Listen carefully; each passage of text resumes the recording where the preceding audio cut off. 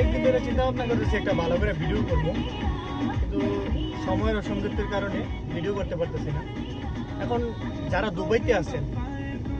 দুবাইতে আছেন এবং ক্যান্সেল হয়ে গেছেন, তাদেরকে একটাই পরামর্শ দেব, ভাই লিগেল হয়ে যান, নাহলে দেশে চলে যান, খালি বালি থাকেন না, ঠিক আছে?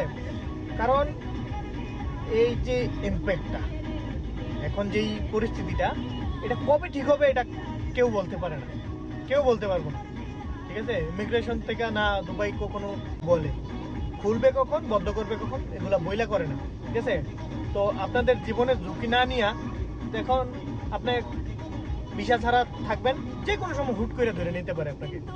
তো আপনার উপর আপনার ফ্যামিলি ডিপেন্ডেন্ট। তো বেটার হবে এভাবে খালিবালি না থাইকা একটা ভিসা লাগাই দেন। অনেক এজেন্সি আছে যারা অথেন্টিকভাবে ভিসা দেয়, সার্ভিস চার্জ যতই নোক, ঠিক আছে, ভিসাটা লাগাই নেন। এতে হবে কি, আপনি এবং আপনার ফ্যামিলি সিকিউর থাকবেন, ঠিক আছে? তো যারা পারেন ভিসাটা লাগাইলেন, অবৈধ থাকেন না। কয়দিন থাকবেন অবৈধ ভাই? বেশি দিন থাকা যাবে না।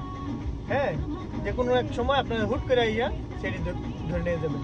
এই জন্য উপদেশ দিলাম, ছোট ভাই হিসাবে, বড় ভাই হিসাবে, বন্ধু হিসাবে, ঠিক আছে, ভিসাটা লাগাই নেন।